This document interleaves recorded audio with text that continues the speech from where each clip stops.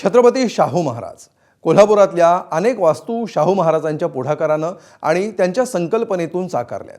खासबाग मैदान आणि त्या मैदानामध्ये खास मेड इन इंग्लंड गर्डरच्या मदतीने उभारलेलं व्यासपीठ देखील त्याच वास्तूंपैकी एक। मात्र हा इतिहास आणि ही अस्मिता लक्षात न घेता इंग्लंडहून मागवलेले गर्डर भंगारात काढल्याची घटना उजेडात आली। या घटनेवर शाहूप्रेमींनी कसा संताप व्यक्त केलाय आणि त्यानंतर महापालिकेनं कोणती सारवासारव सुरू केली आहे, बघूया आमचे प्रतिनिधी विजय केसरकर यांचा हा स्पेशल रिपोर्ट।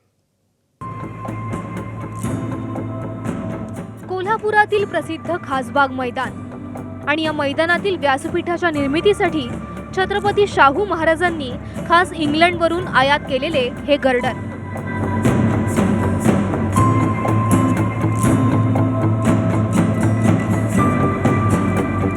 याच गर्डरच्या खांद्यावर उभ्या राहिलेल्या व्यासपीठावरून कोल्हापूरकरांनी खासबागेतले कित्येक कार्यक्रम, ऐतिहासिक क्षण पाहिलेत, अनुभवलेत। मात्र हेच गर्डर भंगारात काढल्याची धक्कादायक माहिती समोर आल्यानं शाहू प्रेमी नाराज झालेत। कायदेशीर तांत्रिक बाब दाखवून कारण नसताना विनाकारण ते गर्डर या ठिकाणी काढले गेले। काल अशी माहिती मिळाली की ते स्क्रॅपमध्ये घातलेत। खरं म्हणजे हेरिटेज वस्तू ही स्क्रॅपमध्ये घालायची नसती त्या कमिटीच्या परवानगीशिवाय।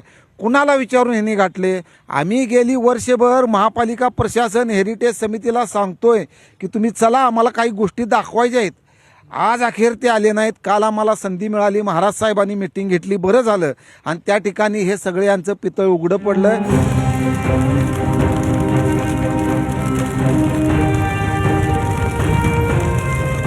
8 ऑगस्ट 2024च्या मध्यरात्री संगीत सूर्य केशवराव भोसले नाट्यगृहाला भीषण आग लागली।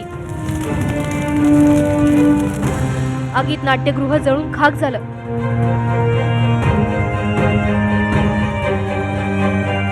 याच वेळी नाट्यगृहाच्या बाजूलाच असलेल्या खासबाग मैदानाच्या व्यासपीठाला सुद्धा आग लागली। सरकारनं तातडीनं निधी मंजूर करत नव्यानं घडी बसवण्यास सुरुवात केली।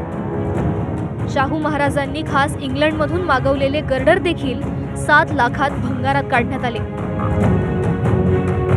खासबागेत नव्यानं बनवण्यात येणाऱ्या व्यासपीठाची तुलना काही जणांकडून स्मशानभूमीशी केली जाते।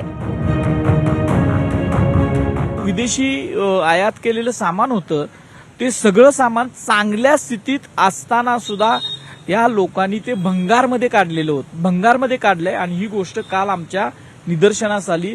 अत्यंत अल्प किमतीला, आमच्या माहितीप्रमाणे फक्त 7 लाख रुपयाला ते विकलंय। हेरिटेज कमिटीच्या अध्यक्षा ज्या आहेत त्यांनी सांगितलं आम्हाला हे विचारलेलं नाही, कुठल्याही लोकांना विचारलेलं नाही, आणि त्यावेळेच्या लोकांनी मुद्दा म्हणून हे केलंय का, ह्याची अँटिक मूल्य माहीत असल्यामुळे ते लिलावात काढून दुसऱ्या कुणाकडे गेलं, ह्याचा सगळ्याचा तपास झाला पाहिजे।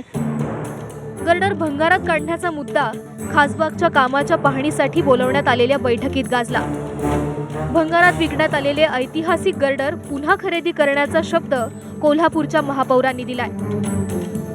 एक महापौर म्हणून सगळ्यांना आश्वासित करू इच्छितो की ऐतिहासिक वारसामधील एकही वस्तू जे आता तुम्ही उल्लेख केले त्या सगळ्या ऐतिहासिक वास्तू जपण्याचं पहिलं काम मी एक महापौर म्हणून नाही तर कोल्हापूरची नागरिक म्हणून करणार आहे। त्यामुळे तुम्ही जे आता मागणी केलेली आहे, मग ते गर्डर असतील किंवा आता तो ह्याचा लोगो असेल, एकही गोष्ट जी मुळापासूनची असेल ती आम्ही लवकरात लवकर परत आणण्याचा प्रयत्न करू। कोल्हापूरच्या महापौर शाहूकालीन गर्डर्सची पुन्हा खरेदी करतीलही, मात्र ते विकण्याची प्रक्रिया कुणाच्या आदेशानं आणि कुणाच्या मंजुरीनं झाली याचं उत्तर कोल्हापूरकरांना हवंय। हे गर्डर्स ज्यांनी भंगारात काढण्याचा निर्णय घेतला त्यांच्यासाठी हे गर्डर्स केवळ तांत्रिक बाबीपुरतं मर्यादित आहे। मात्र हे गर्डर्स शाहू महाराजांची दूरदृष्टी, एखादं काम हाती घेतल्यानंतर ते कसं पूर्ण करायचं याचं प्रतीक आहेत। कोल्हापूर शहरामध्ये अनेक अशा वास्तू आहेत ज्यांच्यामधून शाहू महाराजांच्या असामान्य कर्तृत्वाचा साक्ष आहे ती आपल्याला मिळत असते। या वास्तू पुढील पिढीसाठी जतन करणं हे खूप गरजेचं आहे। कॅमेरामन अविनाश पाटीलसह विजय केसरकर, एबीपी माझा, कोल्हापूर।